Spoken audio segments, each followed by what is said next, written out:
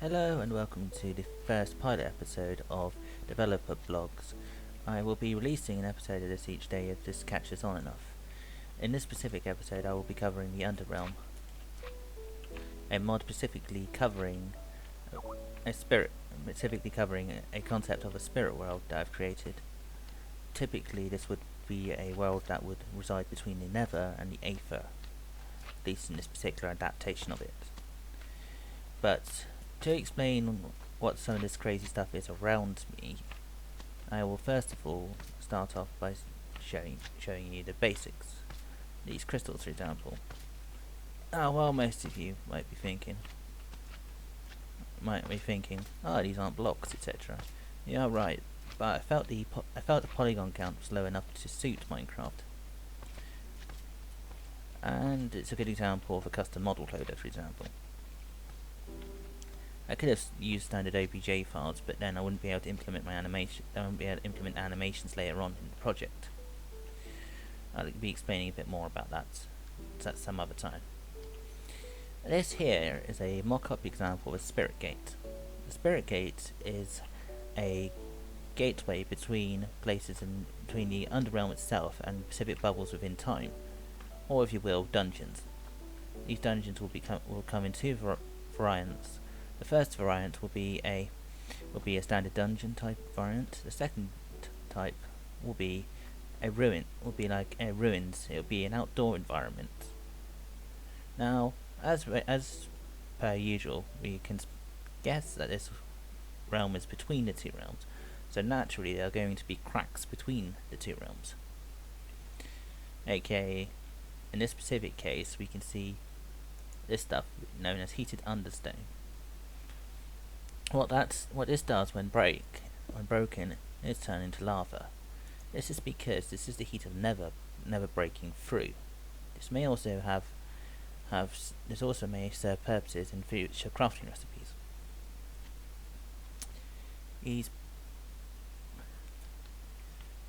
This stuff here is just a standard rock. As you can see here, when I selected it, it just pretty much brought up the cobblestone. This is what you'll get when you break it. The cobblestone is all dictionaried with standard vanilla cobble, therefore making it possible to make standard tools out of this stuff. For all intents and purposes, this is just normal stone. Back into this. Now, if we go in here, we'll get a better idea of what it feels like to be inside the Underrealm, ignoring these brick walls and wood. We can also see the luminescence of the crystals in here. These crystals actually glow in the dark. This was actually a really nice little effect that I thought would be brilliant. They also emit a small amount of light. I'd say slightly less than a redstone torch or something like that. Right, now there isn't actually that much for me to show you during this, but if you want to give feedback, etc., I would appreciate the feedback, etc. And yes, before I forget, of course, there is one last thing. The Ring of Ethereal Travel. Now, you may be looking at this, and obviously you can see the lighting differentiations, indicating this might be something different. So, without further ado, what we'll do is we'll activate the ring. Now, what this will cause is this will both cause the ring to have a cooldown effect, as indicated by the icon change, and we'll get the potion effect of Ethereal Shift. As you can see here, there isn't actually a string added for this yet, so it kind of looks a bit buggy at the moment. We'll get onto some of these other bits later on. But with the ethereal ring activated, we can walk through it. If we were to, for example, lose the effect of ethereal shift, on the other hand, say for example from it wearing out, or for example us just moving it via command, like for example that, ignoring the mistake that I clearly made there.